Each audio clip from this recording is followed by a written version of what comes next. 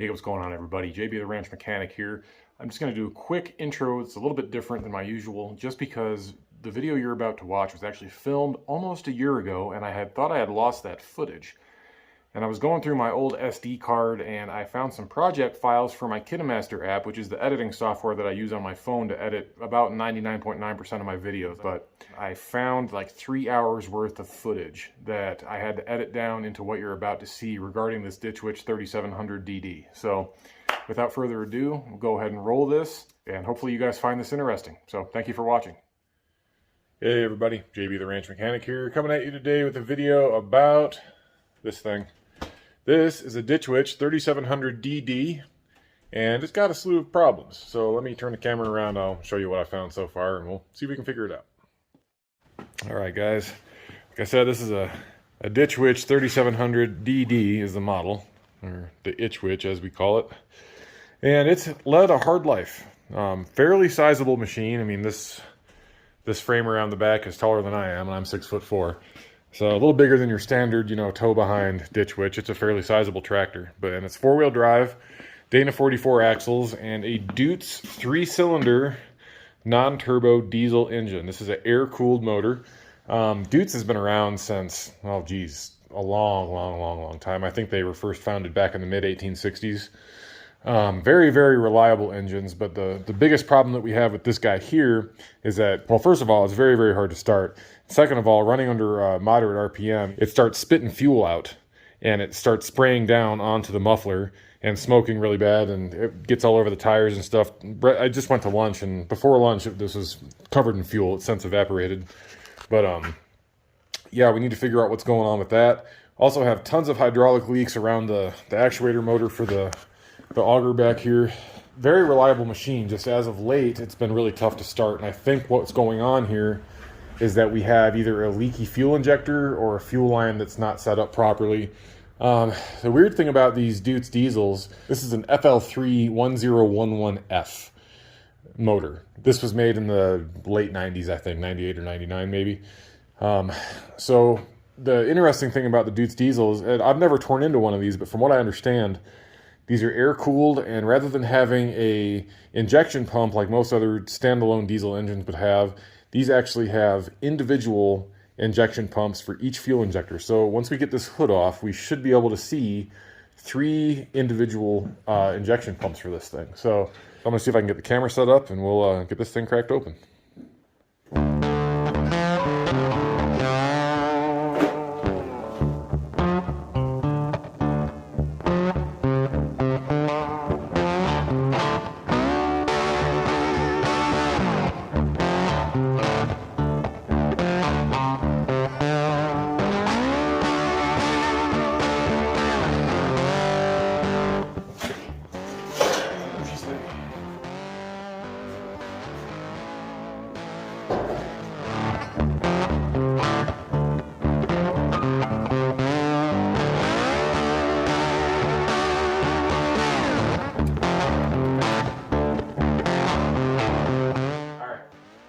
Can't see anything just yet. I'm going to wipe off some of this with a rag, blow it out with some compressed air, then we'll start her up, let it run, see what we can see. I'll bring you in closer for that when I get to that point.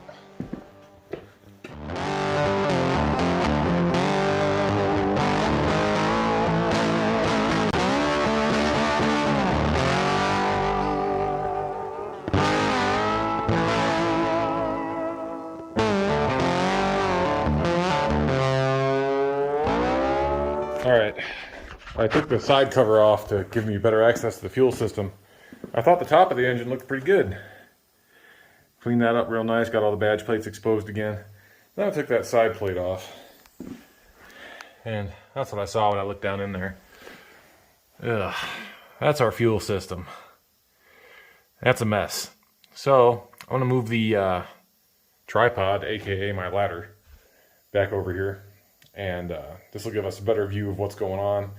Clean this out, and then we'll start her up and see what happens. Oh, as an aside real quick, I think I may have misspoke earlier. This is actually a F3L 1011F. So I don't remember what I said earlier, but basically the F means this is a high RPM compact motor for use in this kind of equipment. 3 means 3-cylinder, L means air-cooled, 1011 is the engine family, and F is the further development model, which means it has some upgrades compared to the first-gen engines. Just in case you're curious about the Deutz engine coding system, by the engine model number or type, you can break down exactly how your engine is set up just based on the tag. You can go to Deutz's website to find that info. I'll see if I can find the link, and if I do, I'll post it in the description for you. But anyway, let me get you set back up and we'll start digging through all this junk. Obviously, it's been leaking for a minute because it's got quite a bit of junk built up in there. So stand by one. Okay, back at it here, get some light going. Might help a little. We're just going to go at it with the air first and see what kind of loose junk we can get out of here. So watch your eyes. Oh, it's in my mouth.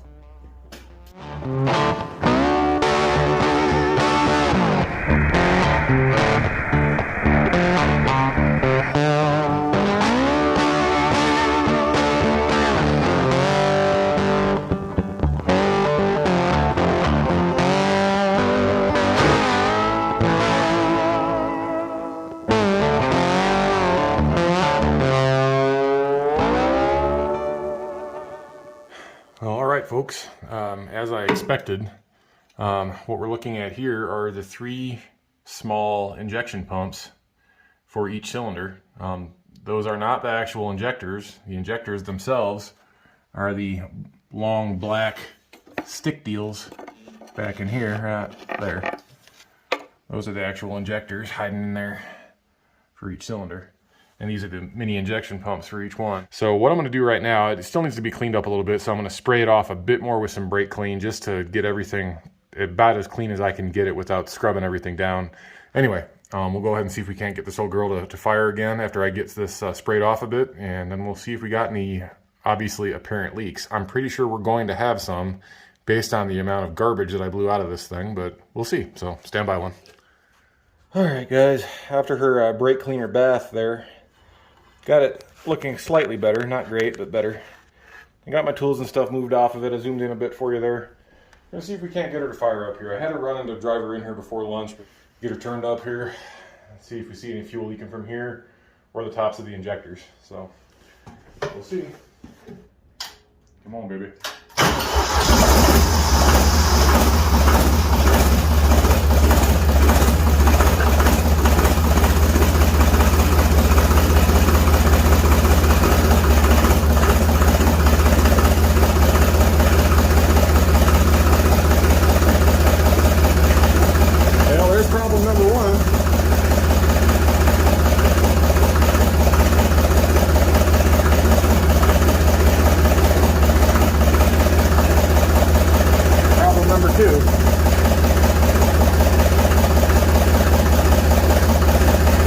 Thing about these Deutz engines, though, you cannot rev them up until they're up to temperature. She won't do anything until she's warm. We got fuel just pouring out of the top here. Look at this.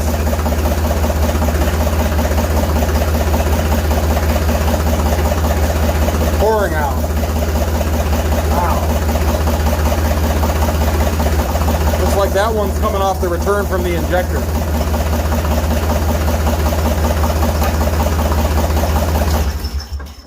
So that's giving me a starting place anyway.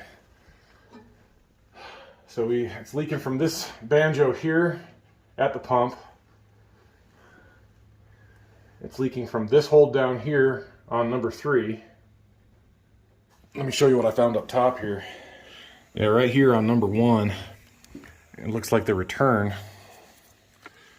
where it was leaking out, there's a return line right here.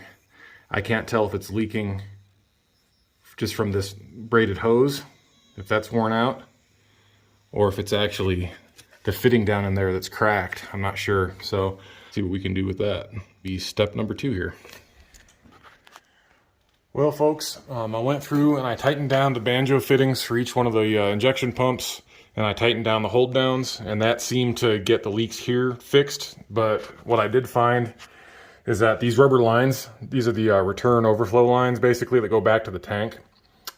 These are shot. These are soft rubber. or supposed to be soft rubber, and they've gotten brittle and hard over time. And there's a pinhole here that shoots fuel out to the side. And I tried pulling one off and it just tore. So now every time the engine runs, fuel just sprays out of here, out of the side of this. So basically what I did, I went on dkengineparts.com.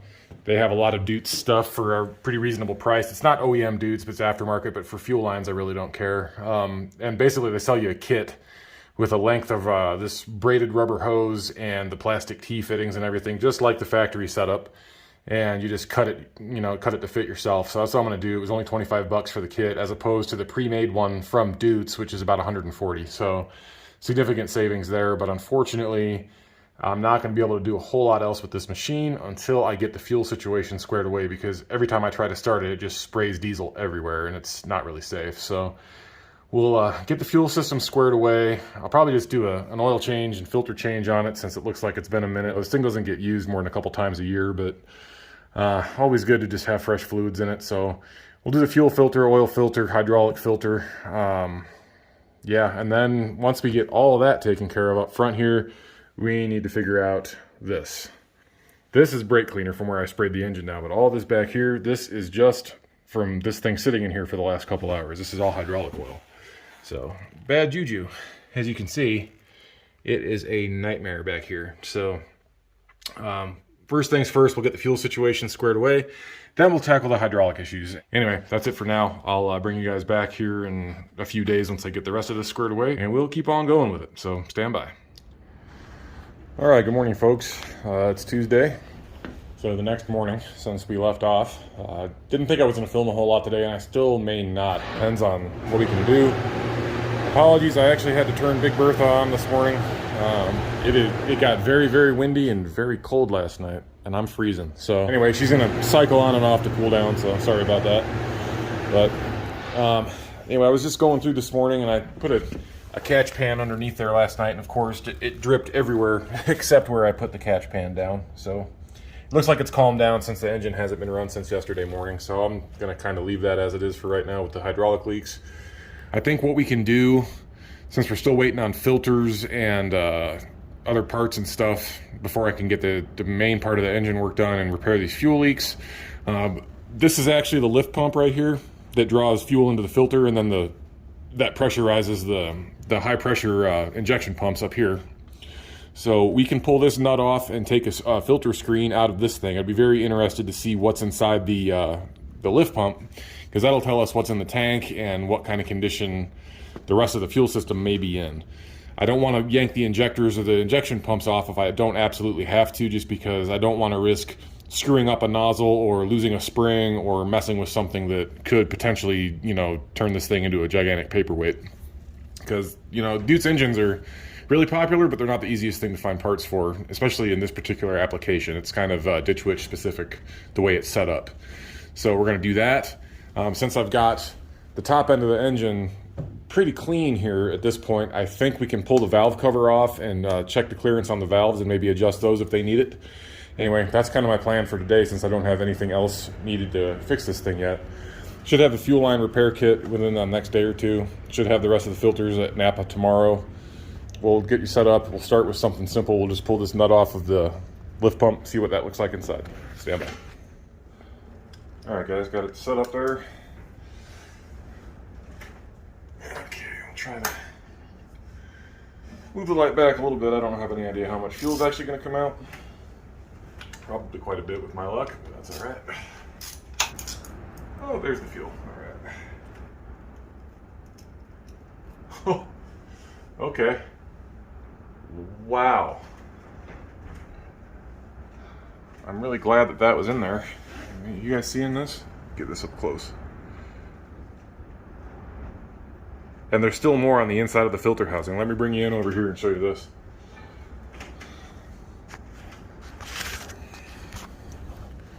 Look at that. There's like straight up like grass and twigs and crap in there. Look at that. Wow. Okay, well, I'm really glad that I pulled that out. At least it caught all that junk before it got too far. But man, oh man.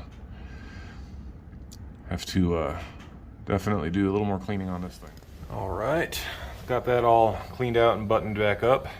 I also ordered a new dipstick yesterday. because that's obviously broken. So, all right, guys, a little update here. I don't know where I left off because apparently earlier, even though I thought I hit the record button and the light was on the back of my camera here, I got no footage. The last thing I recorded was me buttoning this lift pump screen back up and getting that taken care of. So nothing else that I recorded earlier is on my phone for some reason. I don't know why, I don't know what happened. Sorry about that, but we're just gonna do a quick recap here.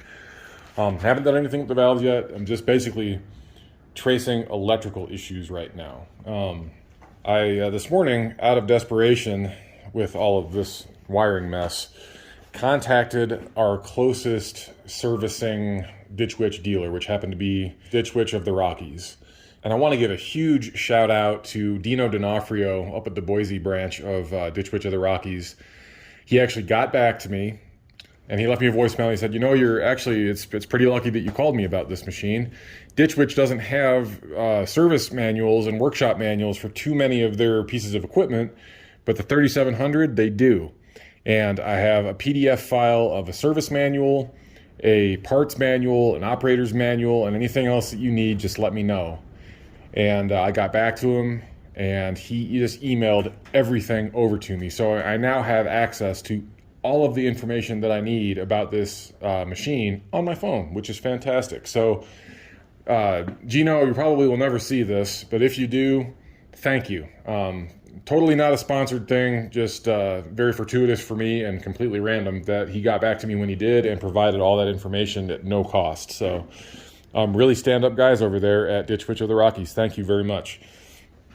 But anyway, where we're at right now, I was kind of going through stuff and I've kind of been trying to figure out why everything is so dusty and dirty up here.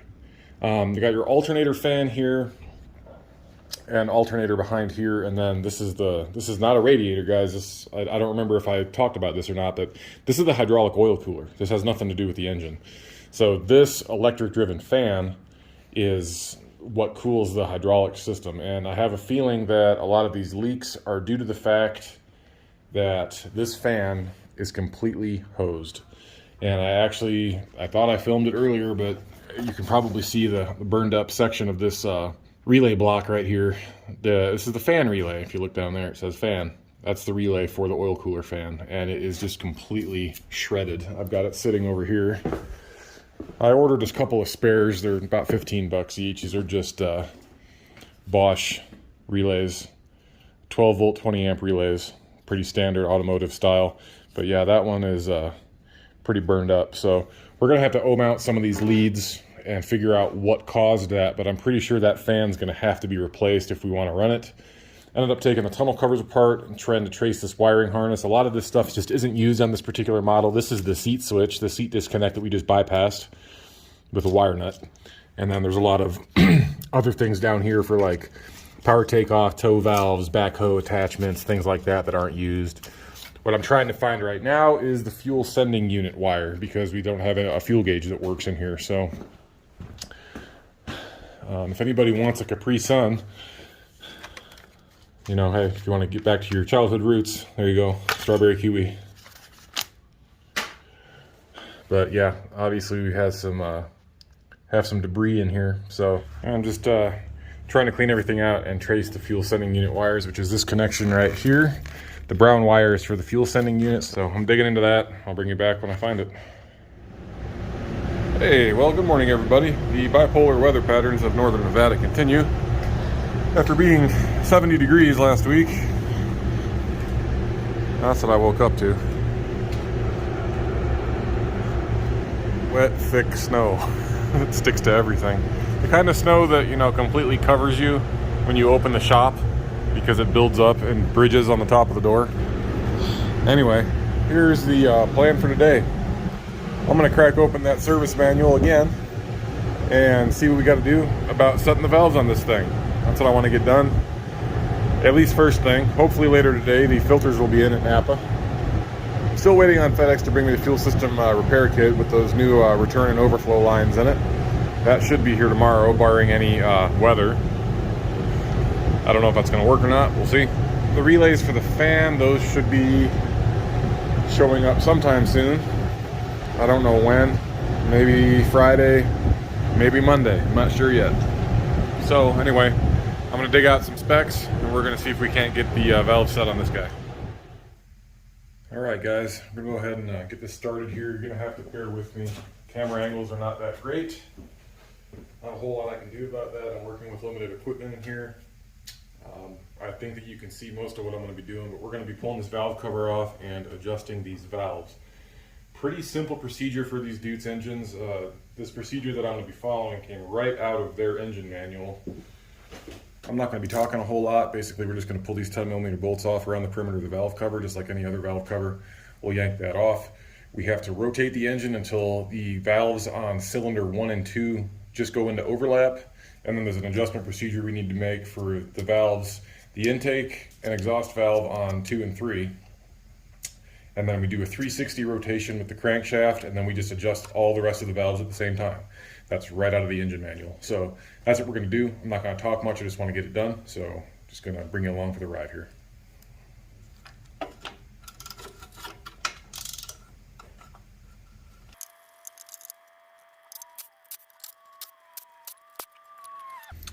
Okay, got all those out. Now I have already released the fuel lines, the return hoses rather, the ones that are leaking, from these little clips in the valve cover, so we should be good there.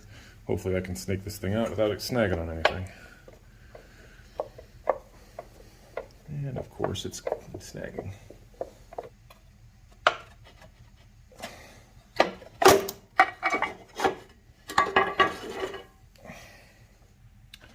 Alright guys, got the valve cover off here. It looks great down inside this motor. I mean, really, really good. Super clean valve cover. And that's what I really wanted to see. So we might not need to make a whole lot of adjustments here. I mean, this thing does have 2,400 hours on it, but I mean, it looks great. So we're gonna go ahead and rotate the crankshaft here. I've already got a 32mm socket and my long ratchet on the front, and we're just watching for valve overlap to start on number 1 here.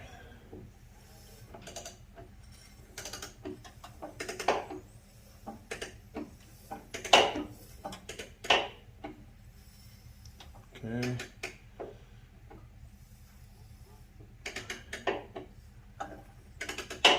All right, so we've got valve overlap here. So now we need to check these 2 valves. Ooh, it's a little loose. All right, so intake valve, 12 thousandths.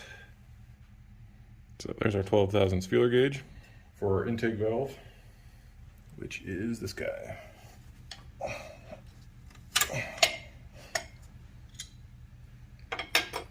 All right, got that loose finally.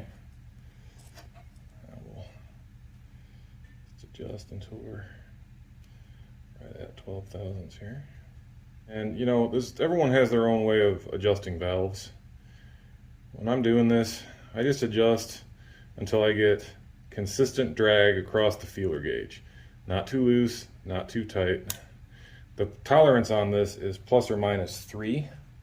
So that is a pretty big, that's a pretty big gap. Obviously we want to get it as close as we can, right about there. Let's go a little further, see what we get.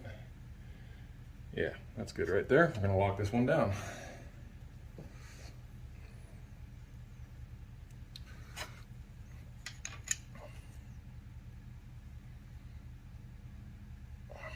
Okay, one down. Now the exhaust valve, those are 20 thousandths, so I gotta pull out a different feeler gauge here. This is the only time when I have to switch back and forth. Once we get these 2 valves adjusted, we rotate the crank 360 degrees and then we can just adjust all the other ones at the same time, the other 4.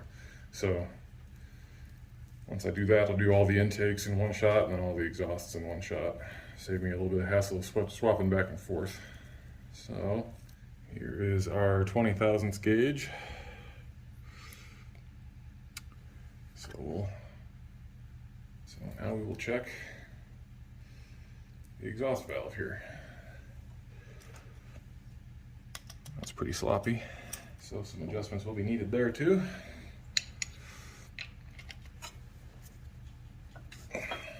Loosen that guy up.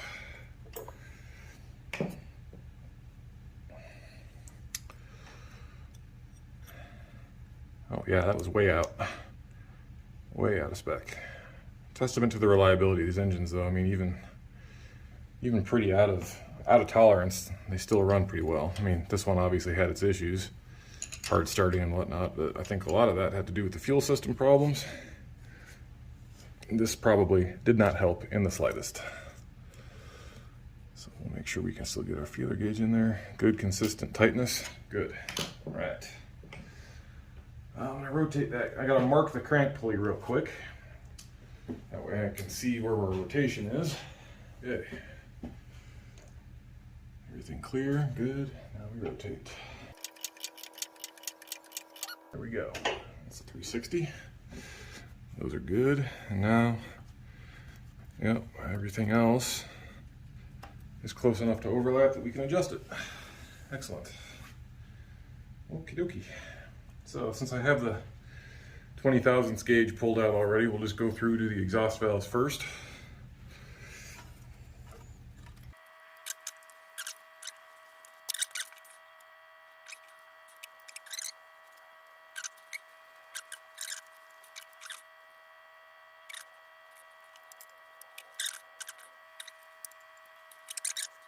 Those weren't too bad, honestly. I mean, I adjusted, what, 3 out of the 6, and really only 2 needed it.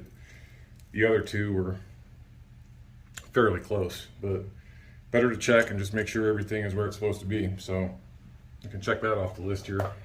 And now on to something else. All right, everybody, next day again. So I went ahead and got the valve cover cleaned up. And I just loosely set it back in here. I got the badge plates and everything, got that overspray and everything off of them, just so I can actually read the numbers on them if I need to. It's just loosely set in there right now. It's not actually bolted down because I think it'll be easier to get these fuel hoses replaced if I have this out of the way. So I'll probably end up yanking it back off again, and then probably washing down the top of that with either some diesel fuel or some brake clean or whatever. I'm doing an oil change on it anyway, but there was a little bit of dust and stuff hiding around the perimeter here that may have fallen down in there. So I want to make sure I wash that through and get it out of there before we try to run the motor. But anyway, last night after I got the valves adjusted, just did a couple of odds and ends here. I found the fuel or the oil temperature gauge here. I think this is oil temp. It's either oil temp or oil pressure, one or the other. This one is the other one. They're all tied together on the same circuit. But this wire was just hanging there. It wasn't connected to anything. There was no spade connector on the end of it, so I used a heat shrink spade connector and reattached that. Went to Napa this morning, got all the filters and everything for this guy. So we'll get all these filters replaced here real quick. Fuel repair kit should be here today. It's on its way from Salt Lake on a FedEx truck, and it was second day air, so they should deliver it this afternoon. The fan is screwed, like I mentioned the other day. Talked to the boss about that this morning. He said just order it. So I talked to Gino again up at Ditch Witch of the Rockies. He got me a quote that was $60 cheaper than the other dealer in Salt Lake. Go figure. So thank you again, Gino. So we got the fan coming on the way. It's coming from the factory in Oklahoma, so it's probably not going to get here until next week. And I also have a new fuel sending unit on the way on that same order. So we're going to replace the filters real quick since we got easy access to all of them right here. I'm not going to bother worrying about the air filters yet since we got the air cleaner and everything off still, but we are going to yank this fan out and see if we can maybe dink with that a little bit and see if we can't get it to work. Whether it does or not, I don't think it matters. It's pretty well trashed anyway, so we're just going to replace it. Really expensive for a little electric fan. I was almost tempted to go on like Jegs or Summit or something and see if I could find just a standard regular automotive electric fan that would fit on here and maybe fab up some brackets for it. But at the end of the day, the actual OEM Ditch Witch part is just a drop-in replacement and a lot less work for me. So that's the route I'm going to go. The boss approved it already, so we'll figure that out. Did manage to siphon some fuel out of the tank. Got about 4.5 gallons out of it. I think that dropped it below the level of the sending unit, so when that shows up, I can get that put in without having to worry about it too much. But first and foremost, we want to get these filters replaced and get this fuel system repaired. So I don't really think that you guys want to watch me replace a bunch of spin-on filters. I'm going to get that knocked out real quick, and then I'll set up the camera for taking this fan out. All right, guys, got all the filters changed out here. Got them all labeled up. Mechanics tip number 1 for this video: always write the date and either the mileage or the hours on your filters, depending on what kind of machine you're using. Obviously, this is not a vehicle that you drive on the road, so it doesn't have an odometer, but it does have an hour meter. Hour meters are very, very important to industrial equipment because a lot of times I see extremely high amounts of idling or just use, and the only way to measure how much time is on your oil and filters is by the hour meter. So I always write the hours and the date on the filters. And we try to cycle everything through at least once a year and at least put fresh oil in it. I mean, if a machine only has 10 hours on it, we are not going to change the filter typically, but we'll at least put fresh oil in it because oil does break down over time. If it were up to me, I'd just say screw it and put new oil and filters and everything. But again, that's a little bit more costly than just doing the oil. But anyway, got this done, got that done, got the new German-made hydraulic filter, Mann & Hummel, which is ironic because this is also a Mann & Hummel filter, and this is made in Mexico. And this is a Wix filter, I believe, that's made in the USA. So, but anyway, I think this machine will be a lot happier. And mechanics tip number 2, when you're dealing with ag equipment or industrial equipment and you have these types of filters that have these spin-on wing nuts, usually anytime you buy a new filter, you're going to get a replacement washer with a rubber O-ring built into it. Kind of like this guy. This is the old one that was off the old safety filter. I had to put it in a vise and basically hammer the thing off. But not only was this washer on there, but also this second rubber O-ring was jammed on top of it like this. That is not good, guys. I don't know if the last person that changed this out just didn't realize that this steel O-ring will come off. They do come off, these wing nuts. There's a tab and a little, it's like, almost like a rubber grommet, but it's plastic, it's hard plastic, and they're very hard to get off. But they are removable, and you are required to replace them if you want the warranty to apply to your filters. So yeah, you got to pull these off and replace them, because all these filters come with new ones. And usually they're taped right here. It says, warning, if attached sealing washer is not used, product warranty is void. Right there. And it comes with a new sealing washer right there. I don't know who did that. I don't know who was responsible for it, because obviously this was not changed for, 14 years.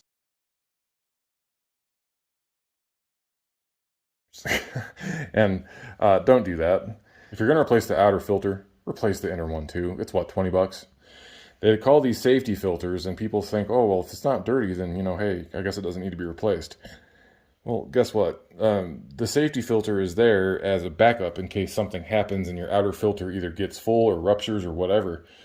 But these see all of the vacuum from the engine. This seals right up against the intake port. So this filter media will degrade over time if you don't replace these. So if you're going to replace the outer one, replace the inner one too.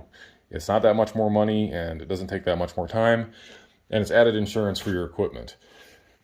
This outer filter is actually really hard to find because, as you can see, it has a Carquest part number on it, and I can only see the first 3 digits, and I think that's a 031, but really you can't tell. 03 for sure. The 1 is questionable. But once Gino sent me the manuals for this machine, I just cross-referenced the Ditch Witch part numbers with my Napa filter guide and pulled up the correct part number. It's a Napa 2222. But what I'm going to do is button this thing back up. I'm going to put the new, I've got the new replacement safety filter in there now. I'm going to put the new outer filter in here, put my labels on it, which I have over here. And I also have the date the filters were replaced, and then the part numbers for the new replacement filters. Those will go on the cover out here. That way it's a lot easier to see at a glance. That way I can just order stuff ahead of a service. That way I don't have to wait on Napa to get stuff in, because that hydraulic filter was pretty tough for them to find. They had to get it all the way from, I think, Washington, D.C. So it took them a few days to get. But anyway, yeah, replace your O-rings and replace your filters and label everything when you're done. That way it just makes it a lot easier either for you or for the next guy that comes along to do a service on your equipment. So yeah, anyway, I'm going to get this, just get the filters put in here and get the cap put back on, and we'll set this aside and leave it taken out, and then we will jump into this cooling fan, see if we can't get this thing out of here. Anyway, let me get this wrapped up and we'll move on. All right, guys, we're back. It's always interesting when the boss calls me and says, hey, there's a badger down here. how fast can you get your rifle and come down to pivot 2? So I went and I said, well, I don't know, 3 minutes, maybe 4 minutes. All right, hurry up. And he sends me out there to go kill a badger real quick. I don't kill things very often, but badgers are bad out here because they dig gigantic holes that the horses can step in and it actually cause a horse or a cow to break its leg. So we kill badgers on sight because they're nasty. And I use a little bolt action Savage B17.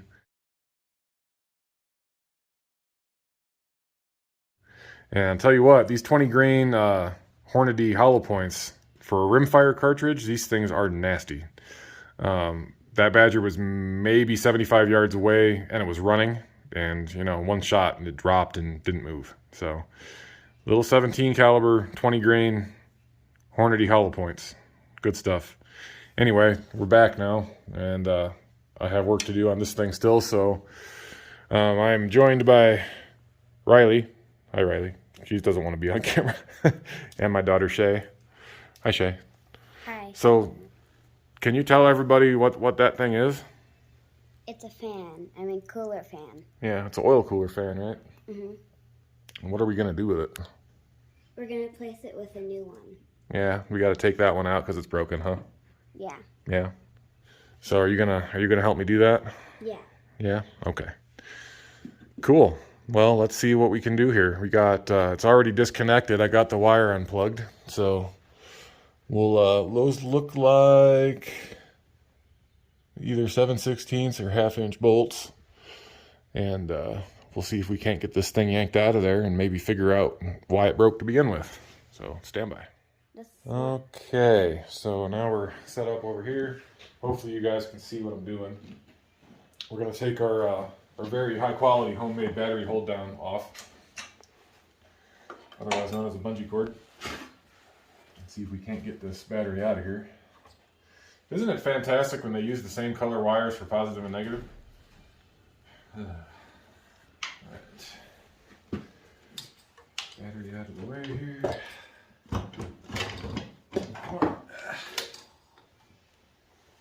Let's get a piece of wood.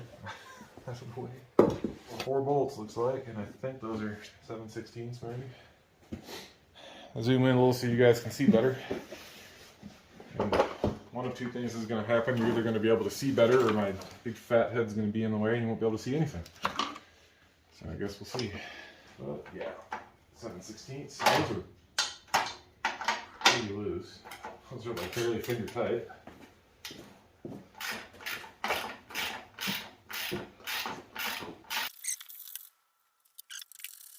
$290 for this fan. It's kind of crazy. Yeah. It's a lot of money, isn't it? Mm-hmm. Shay, how old are you? 7. And what's your favorite color? Purple, blue, yellow. That's a lot of favorites. And what's your favorite animal? Unicorns? Unicorn, cat, dog. I assumed everything. Are you my favorite little girl in the whole wide world? Yes. Okay, good. As long as you know.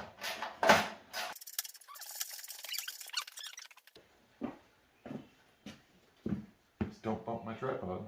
I'm not. I'm just sitting right here. Are you sure? Mm-hmm. Positive? Yes. Okay. Is that metal or What? this part right here? Yeah, that's the oil cooler. You know what that does? Is it metal or? It's metal. It's aluminum. It's very sharp though, so be careful. But do you know what that does? No. Well, this fan pulls air through it, just like on the front of a car where there's like where the antifreeze and the coolant for the engine is. Well, this is an air-cooled engine, so it doesn't need antifreeze, but it has a lot of hydraulic oil in it, and hydraulic oil, when you're using it, gets really, really hot. The hydraulic pump pumps the oil through that cooler, and this fan is supposed to draw air through it and cool off the oil. That way, when it goes back to the tank, it's cooled off. I want to grow up to be a mechanic like you. You do? Well, there's not enough gifted girl mechanics in the world, so I think that is a very noble idea. We'll have to see how you feel when you turn 16. Or 17 or 18 or, I don't know, 35, whatever. Or 50. 50? Not 15. 50, okay, 15. I say, if you don't work until you're 50, then we're doing Kenan something has wrong. work. I know he does. And he's 15. So. I know. Or He's got his own business. 14 or 15 is when you can start working. Well, if you want to. Look at that. There's nothing to it. And it costs... Took that. I thought it would take more time. Nope. That's it. This thing costs $300. But it's all crunchy. Can you see what's in it? Well, the problem is if you try to take the motor off, the blade wants to come with it. So we gotta take this clip off to get this blade off of the shaft. So that'll be next. I'm gonna do that off camera, guys. Enough yapping from me. We're gonna see if we can't break this thing down and figure out why it failed. I'll bring you back when I figure something out. Well, guys, it shouldn't be any surprise to anybody at this point, but I managed to get the fan blade off by basically breaking it. And motor's totally cooked. Totally and completely fried. Probably one of the worst motors I've ever seen. I mean, the armature magnets are attached to the freaking armature because it got so hot the adhesive melted off the sides of the housing. Brushes look okay, but there's lots of debris in here and lots of metallic debris that's obviously magnetic. My biggest question at this point is what caused this thing to get so hot that the windings, you know, basically melted and ate themselves like this. I mean, everything's out of alignment. It's bad. So, guess it's kind of immaterial at this point. We're going to replace that relay when it comes in. Check all of our wiring in between the relay and the fan. Make sure the wiring is good. Ohm it out. Make sure we don't have a dead short somewhere. And put the new fan in and hope for the best. But yeah, there ain't no saving this. I mean, this just completely destroyed. $300 well spent, I guess. We'll have to see what happens. But yeah, hopefully FedEx will be here soon with the fuel line repair kit. And we can get that going. And then we're waiting. It's just a waiting game until the rest of the parts show up. So more to follow when FedEx shows up, hopefully soon. Well, literally 2 minutes after I filmed that last bit, our FedEx driver, Mike, showed up with a package for me from DK. So this is from DK Engine Parts. This is that kit that was only $26.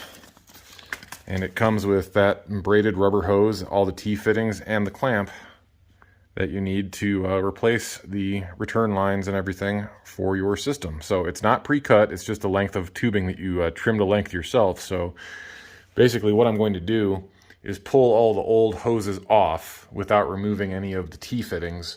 That way I can kind of see how long everything needs to be, and then we'll just replicate it and put the new stuff on, and we should be good to go. So give me a minute. I'm going to pull the old fuel lines off, then we'll take the kit back over to the bench along with the old fuel lines, and we will whip up a new set. So stand by. All right, guys, I got the old fuel lines off here. This is basically it. This is the overflow side, and this is the return side that goes back to the tank. So this is basically injector 1, injector 2, injector 3. This is the overflow that goes back to the number 1 injection pump, and then this is the return line that goes back to the tank. So that's what we're basically going to be replicating. This stuff it acts kind of like a Chinese finger trap. It's just a rubber hose with a cloth braid over it. So when you pull on it, the cloth braid actually gets tighter, and that's kind of how it, you know, keeps from just coming off without any worm clamps or anything. What we're going to be doing here, well, first of all, the stuff is so brittle. This is the one that came off the number 1 injection pump. I went to pull this line off of the barb and it just broke in half. It's super hard and crusty, so that stuff had definitely seen its day. So we just have our length of hose here, which hopefully should be plenty long. Then we got all of our connectors and fittings and whatnot, so we should have a T here, a 4-way here, and that's for this one. Okay, I might reuse this brass one. That's a little bit nicer than the plastic one they included. So yeah, anyway, let me grab my cutters here. I always forget something. Okay.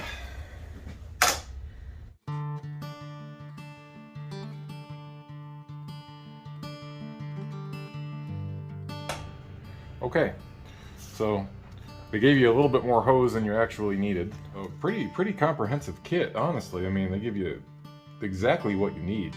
So this is really pretty slick.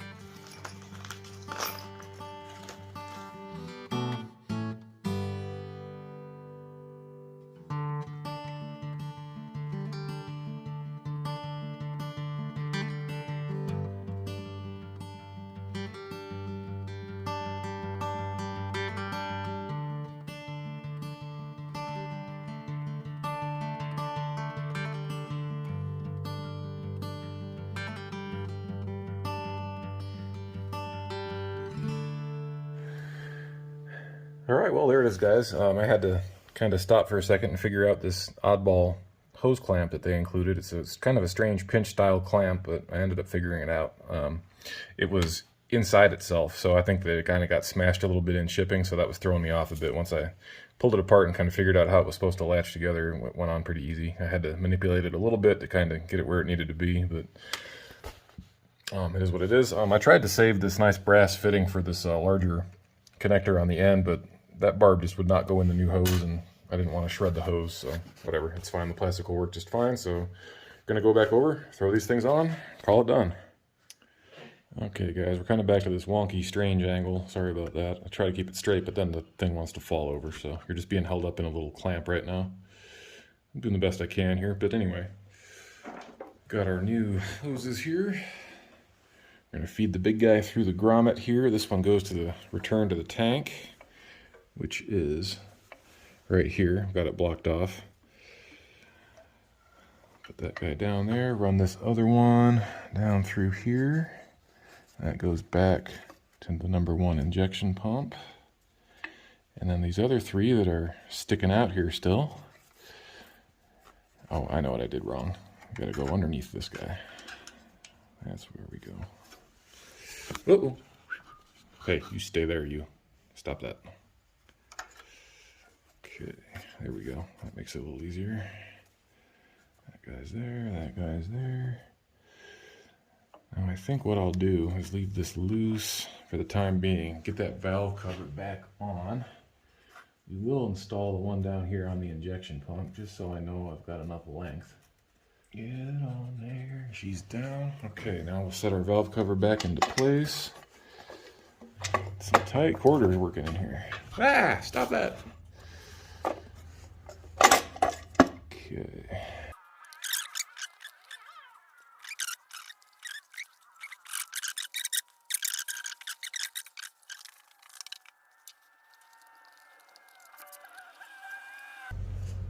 Okay, I think we're good. I think those are all seated fully. I think everything looks good here.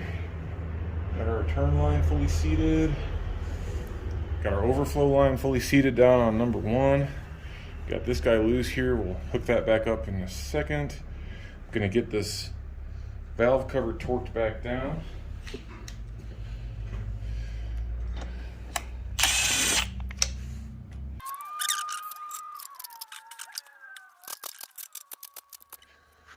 Okay guys, I think my battery's dying here, so I won't turn the flash on, but I have a flashlight that will probably make the screen flicker. But anyway, everything is all buttoned back up. Got our tank return hooked back up here. All those guys going to the injectors look good. They're seated all the way. And then it comes down, the new hose here. That new rubber line comes down and goes back to the #1 injection pump right there. So we should be good to go. I am not going to start it right now. I have fresh filters in it, so I want to drain this oil.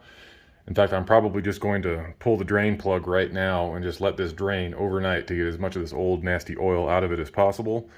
And then we'll put some nice Schaefer's 5W40 synthetic in this thing, diesel oil.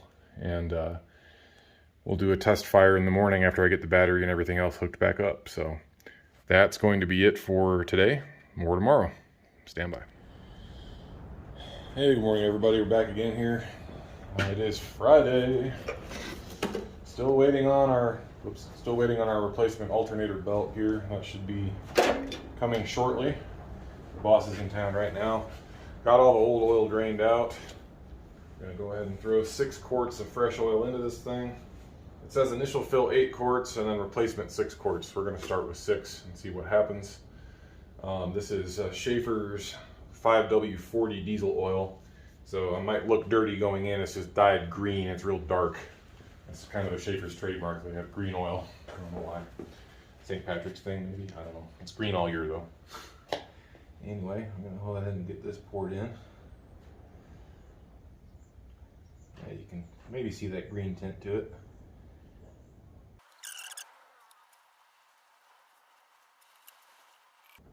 New dipstick should be in the mail too. I also got the new relays for the fan, so got a new relay plugged in over there now. I ordered the exact same replacement Bosch relays and some off-brand generic thing showed up, of course.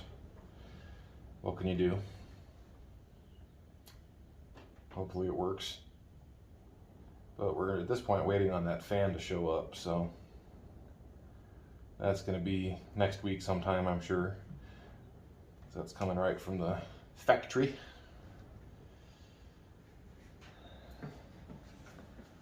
So there's 6 quarts.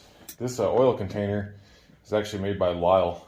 It's fantastic. It holds 8 quarts of oil. So for like doing small engines and stuff, it's great because usually the capacity is between 2 and 6 quarts. But it's part number 19702. You get them on Amazon for about 20 bucks shipped. And it does come with the spout and everything that screws on. I ended up taking that off, and of course now it's lost, but these are great. So I use them for everything. I actually just changed the transmission oil in my Silverado last week and hooked up some clear plastic tubing to the oil cooler lines and ran them right in here, so I knew exactly how much oil I removed from the transmission, so I could add the same amount when I was done. So that was kind of handy. But yeah, they're nice. Anyway.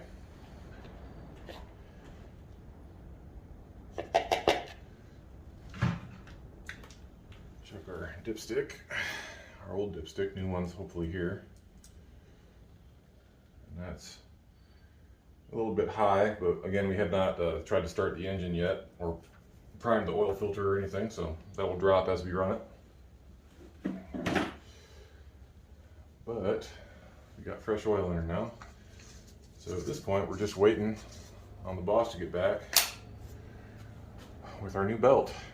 Don't really even want to try to start it without the right belt on there, because then the engine will be getting no cooling, because remember, this air-cooled engine, the alternator fan is also the engine fan, so more here in a minute.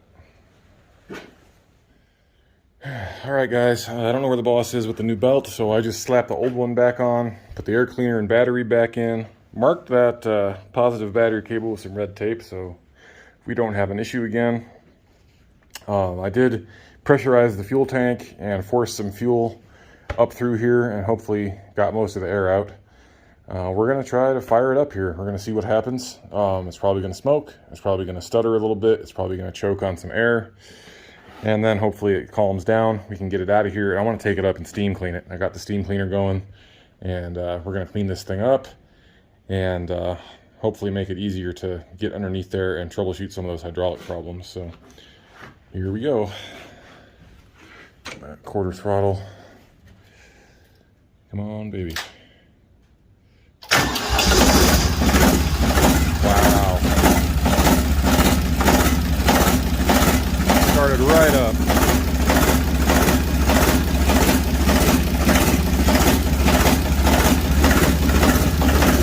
Hopefully that idle calms down here in a second. There it goes. Yeah. A little smoky.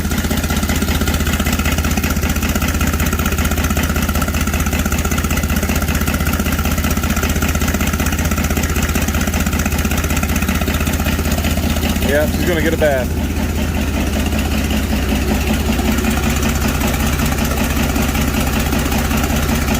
All right, let it warm up for a few minutes, go spray it off, and we'll come back.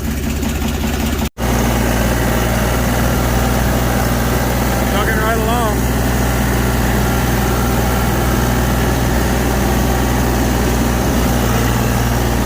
Woohoo! Little wheelie there, never heard anything.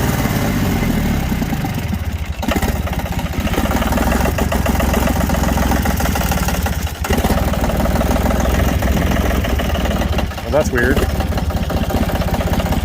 Oh, she must be low on fuel. Better turn it off. Yeah, there's some stuff burning off still from all that fuel and junk that was built up on it, but I don't see any fresh leaks. Everything looks real good.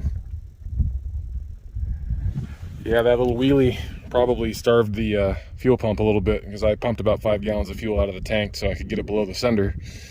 I don't have the sender yet, but I have not put any fuel in it, so hopefully I'm not stuck up here.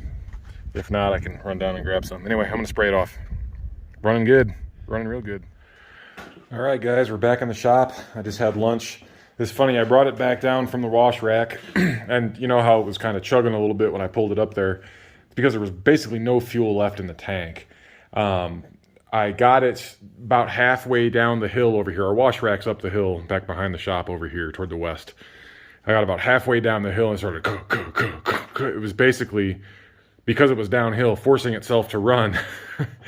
And I limped it right here to the door of the shop. It stopped right here when it finally died and ran out of fuel. So I went out and filled up the 5-gallon container and put a splash in there, and she fired right up. So no issues there, but as you can see, it's actually clean again. Well, somewhat clean again, but all the garbage and crust and grease has been blown out of this thing for the most part. I mean, there's some of it that just won't come out. I mean, it's just, you know how old grease and oil and caked on mess gets. It's just, it turns rock hard, and it's really, really hard to get off, but everything is nice and squeaky clean up in here. Yeah, looks quite a bit better. I can actually see where things are leaking from. The boss has still not gone into town to get that new alternator belt, so I ended up just slapping the old one back on, just to make sure we didn't lose battery, and to make sure that this alternator fan was blowing. It's pretty cool out today, and I don't think it's going to be an issue, but I think I mentioned this already, but the alternator fan is actually the cooler fan for the oil cooler, which cools the engine basically, since this is an air-cooled engine. So I didn't want to leave this off and risk overheating anything. Highly unlikely to happen today anyway, especially with a short trip and, you know, really no work being done and no load being placed on the engine, but after all this work, I certainly didn't want to screw it up by doing something stupid. So anyway, now you can see, it's hard to tell. I haven't reached down there and touched it yet. That looks like water. That's kind of splashed out like that. That looks like it might be water and not hydraulic oil. There is some hydraulic oil leaking back there, but I've pulled it back into the shop in a cleaner part. This is where it was sitting before, and I've kind of pulled it a little bit further back so I'm not laying in this pile of mess. But I'm gonna get up underneath there, see what I can see about shoring up some of these hydraulic leaks, and then I'll take some of the covers and whatnot up and clean them up too. But yeah, she looks real good, nice and clean. The black hoses are actually black again. You can see all the hydraulic valves and everything back in there. These are really cool machines, guys. Just, they're so versatile. These are all kinds of attachments and stuff you can put on them. They're just really neat. And these little Dietz engines I'm really impressed with. So pretty cool little project. Anyway, I got work to do, so I'm gonna climb up under there and see what I can see, and maybe try to get that fuel sending unit unbolted, since the tank is still pretty much empty. I just put a splash in there, just enough to get it to fire up and pull it into the shop. Clean up that fuel sending unit, see if I can't get that to work. I ordered a new one along with the fan, but it was 80 bucks, so if I can send it back and get a refund if we don't end up needing it, great. If not, no big deal. So that'll be the next thing here. I'm gonna jack the front of this guy up, get it up on some jack stands so I got some room to work, and yeah, then we're gonna get cracking on the rest of this. Well, ladies and gentlemen, I did manage to get the fuel sending unit out, and as suspected, she's shot. She's just loose and worn out. If you've never seen a fuel sending unit before, this is it right here. This particular machine has baffles. Basically, each one of these areas where you place your feet are part of the tank, and there's a crossover pipe that links the two together. So your fuel goes in here, you fill this guy up, and then there's a crossover pipe, so when a certain level of fuel is reached in here, it transfers over to the other side, and then they both fill equally, if that makes sense. I probably didn't explain that very well, but anyway, the filler side is over here. The sending unit is down on the side of the tank underneath here on the inside of the machine, so I had to kind of crawl up underneath here and take it out. But she bolts in like so in the side of the tank over there. And they're very, very simple devices. These are just usually one wire that goes to them. And all these are gigantic potentiometers. I mean, that's all they do. They just are set up to measure resistance. And as this thing pivots up and down with the fuel level, just like the float in your toilet tank, that sends a signal up to the gauge, which causes the signal, depending on where the float is. If the float's all the way up, then your needle is all the way full on your fuel gauge. And how that works basically is, maybe you'll be able to see down in there. I'm not quite sure. My phone will cooperate, probably not. There we go. You see on the left there, the wires are kind of spaced further apart, and as you go down the line there, they get closer and closer and closer together. And basically that just creates a different value of resistance. As you can see on the float arm here, as this moves, that little wiper on the inside there, kind of to the left there, that little triangular looking piece, there's a button on the end of that thing that touches those windings. So as this travels and as the tank gets lower and lower and lower, that moves down and then it ends up on the other side. And that changes the resistance value being sent up to your gauge in the dash here. This thing is just, you can see the huge scrape marks on the inside there. It's just worn out, guys. It's just old. It's 20 years of fill-ups on this thing. Plus this thing gets taken off-road, obviously. It's not an on-road machine. It gets bounced around a lot.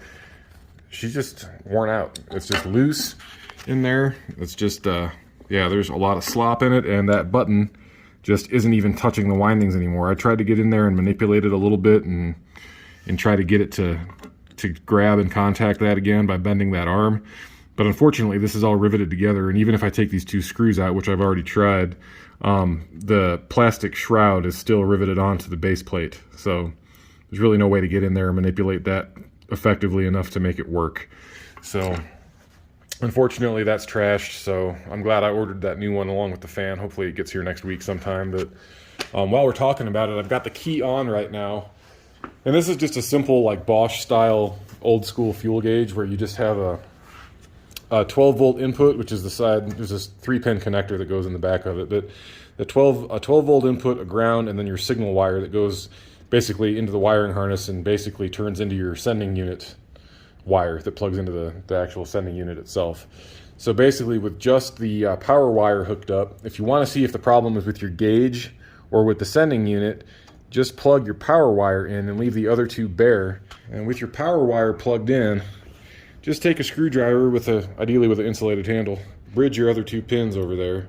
You should see your gauge jump to max. See how that jumped up? Yeah. So I'm just kind of manipulating that so you can see the gauge move. But we know that this gauge is good. If it's doing that, then you know the needle's not stuck. There's nothing internally that's broken. The reason it jumps to all the way full is that your signal wire is being crossed with your ground wire.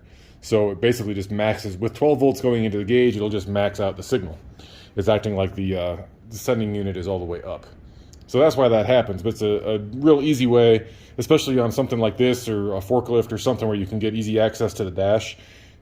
Check your gauge real quick and make sure that it's not a problem with the gauge before you go climbing around under the machine and ripping out the sending unit only to find out the sending unit's fine. So anyway, that's that on the sending unit. We're just gonna have to wait for the new one to show up. Well, hey everybody, we're back. It's about a week and a half later or so. I've kind of been chugging away on this thing off camera just to get it done because we are getting really busy and it's going to be some 5 a.m. start time days for me next week, doing some farming and some other stuff that I don't typically do, but we're really short staffed. We lost Justin last week. He got a job up in Idaho. It's the boss's son. It was my helper, basically. He helped me do a lot of the mechanic work around here. And then Levi, our other seasonal guy who's been with us for a little over a year, he got married back in November and he just got a job opportunity up in Idaho. So he's also going to be moving and we're losing him in about a week. So we're going to be really short staffed. I got to get this thing done. So where we're at with it, got the new fuel sending unit installed, got the new fan installed just now. And it's all buttoned up down in there. If you can see the new fan. Apologies for the glare there. I think my lens is dirty. Let's see if that helps. There we go. That's a little better. Unfortunately, the brand new fuel sending unit that we just ordered didn't fit. The bolt pattern was completely different on this flange. It's a 5-bolt flange, but it was way off. This is a bigger flange. I called Ditch Witch again. There's a serial number break midway through the 1999 model year, but all of the fuel sending units are the same. So who knows? I don't know what's up with that, but basically what I did is I just took the flange off of the old fuel sending unit, put it on the new fuel sending unit. You reuse the old gasket and made it work. So I got that hooked back up now. So basically at this point, I'm not even sure if the fuel sending unit works. It tested fine on my multimeter, but would not test when I actually tried to test it with it hooked up to the wire and moving the float. So I don't know if we still have a wiring issue or if I just didn't have it grounded properly on the bench, which is very possible. Out here, everything's filthy, obviously. Anyway, right now, I'm just going to get the sheet metal and everything put back on, cleaned up a little bit. We're going to get this thing put back together, and it's going to be done for now. I did go through last week and shore up some of the leaks. Basically, there's a whole bunch of hoses that instead of being replaced properly, they were just replaced with rubber hose and worm clamps. Some of the worm clamps were leaking. Tightened most of those up, replaced a couple. That seems to have stopped the majority of the leaks, but there's not a whole lot of hydraulic oil left in the system here. So I'm going to top that off, refill it with fuel, see if the fuel gauge works, see how bad the leaks are. And that should be it. I mean, it's, you know, it started right up when I'd been sitting for a week, and well, here, I'll do it again. I mean, it's been sitting all day. I just moved it in here this morning, and it's at the end of the day now, but she should fire right off here. Hey, the fan works. Awesome. Looky there. All right.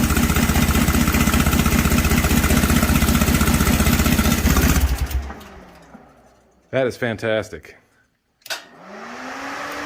All right. Excellent, excellent. So, didn't even think about testing that yet, but yeah, that's a happy discovery. The fan works. Got all the wiring done. Got our new relay put in down there for the fan, so obviously that's taken care of. So awesome. Let's get this thing bolted back up and get it out of here. I'll bring it back when everything's put back together. Then we'll go for a quick ride up to the fuel tanks. All right, guys, she's all back together. Everything is good to go, at least for our needs. It needs the cylinder for the blade rebuilt. It needs the steering cylinder rebuilt. Those leak a little bit. Not terrible. But we got the biggest problems squared away, which was the oil cooler, the leaking fuel system, and the wires that were all exposed and everything. Some wires that were cut and disconnected. Got those all shored up and put back together. Everything is clean. New filters, fresh oil, new dipstick, and a partridge and pear tree. So now we're going to jump on this thing, get it started up, and we're going to get it out of here. So let me close this hood and we'll back out. Okay, there's like maybe a breath of fuel left in this thing. Hopefully it doesn't get me stranded.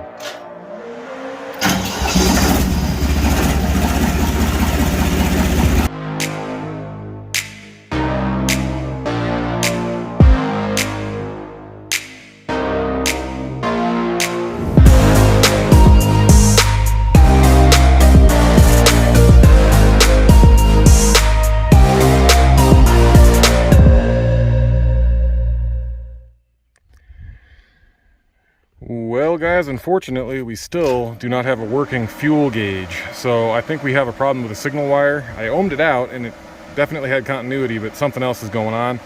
Not something I got time to deal with right now. We have other projects we got to work on, but she runs, she drives, she's ready to do work. Most of the leaks have been fixed. The fuel system's fine. She starts right up. So we're going to call that a win for right now. Anyway, guys, thank you very much for watching. I appreciate you following along with this little project. I know it's kind of a long video, but in the end, we finally got it wrapped up. So if you enjoyed this little project, go ahead and click that like button. And if you want to see more projects like this, go ahead and subscribe to the channel and follow along. Anyway, thank you very much again for watching. I appreciate all you guys. Have an awesome week and a great weekend. We'll catch you on the next one. See ya. All right, guys, here we are almost a year later. It's March of 2022. And this thing's been sitting here since last summer. Hasn't been started all winter. As you can see, it still has quite a few hydraulic leaks, but the fuel system is 100% fixed. So we're just going to do a cold start here. That throttle lever where it's supposed to be. Fan still works.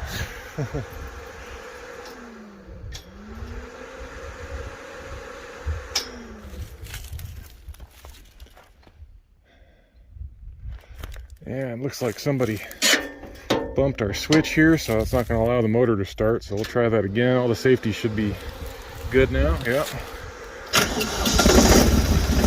Look at that. It starts right up still. Nice smooth idle. So all that work paid off, guys. Anyway, thanks for watching. See you next time.